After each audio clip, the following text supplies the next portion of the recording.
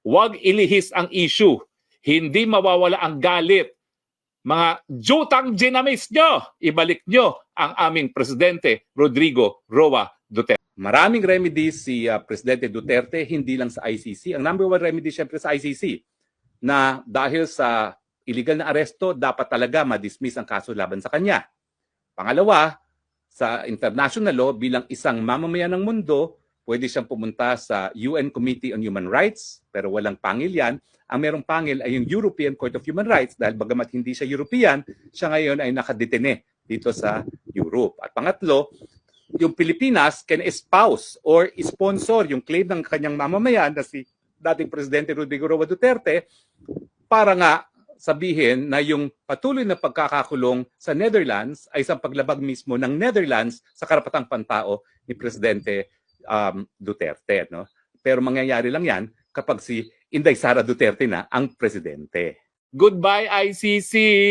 Ang malupit dyan, kinulong pa nila si Presidente Duterte samantalang alam nila na si Browner, todo takot sa taong bayan na magkakagera at magkakagera, mahahatak tayo sa gera. Totoo po yan dahil sa desisyon ni Marcos Jr. nga na ibigay, gamitin ng mga Amerikano ang ating mga base militar. Sa international law po kasi merong sinasabi na ang isang bansa that allows its territory to be used in a manner that is injurious to another, magkakaroon ng responsibilidad sa international law.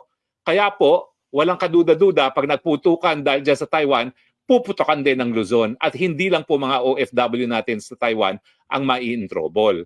Kaya nga po dapat talaga bumalik tayo sa pulisiya ni Tatay Digong na independenteng foreign policy. Lahat kaibigan, walang kalaban, dapat yan. Paalisin natin ang Typhoon missile at pangalawa, bawasan natin yung mga EDCA sites na yan. Dahil ano naman ang silbi ng EDCA sites sa Cagayan at sa Isabela, no? Ang layo-layo niya doon sa pinag-aagawang isla sa Palawan. Di naman sinasabi ni Presidente Duterte na wala siyang pananagutan altogether. Ang sinasabi lang niya, lahat ng gustong magdemanda sa kanya, di umano dahil sa paglabag sa karapatang pantao, gawin nyo yan sa Pilipinas dahil malayang bansa ang Pilipinas, soberenyong bansa at Pilipinas at hindi kinakailangang mga dayuhang maghusga dahil sa Rome Statute mismo, no, ang mga dayuhan dapat lamang maghusga kung ang lokal na hukuman ay hindi makapagbigay ng katarungan na hindi naman po nangyayari sa Pilipinas. Bukas po ating mga hukuman, dyan po dapat sinampa ng mga nagrereklamo ang kanilang kaso sa laban kay Presidente Duterte.